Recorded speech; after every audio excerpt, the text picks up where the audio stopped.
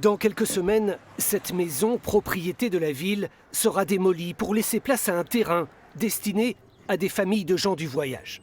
Un projet municipal qui suscite des résistances dans le quartier de la Grette, comme cette inscription, sans équivoque. Inscription qui a choqué ce représentant de la communauté de Zikane. Les gens du voyage, c'est des citoyens français comme les autres, c'est des Byzantins comme les autres. On ne veut pas de nous ici, mais moi j'ai habité ici avec mes grands-parents. On est aussi chez nous ici, voilà, je suis choqué.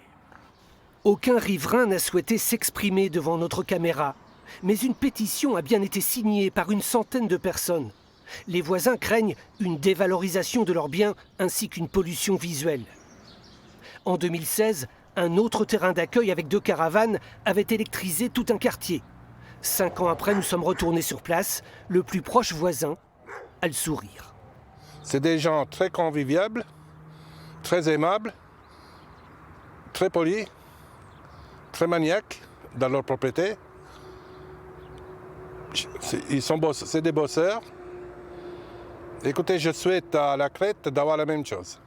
Les agglomérations ont obligation de proposer des petits terrains familiaux pour les gens du voyage. La loi Besson a 20 ans, Besançon ne s'y était jamais vraiment soumis.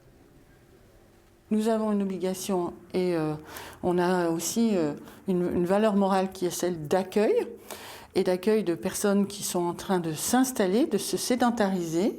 Et donc, après, les arguments contre, ce sont toujours les mêmes. Ils tombent au fur et à mesure que le temps passe et que la démonstration se fait.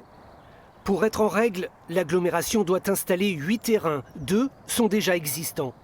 Les familles qui s'installent paient à chaque fois un loyer et les charges.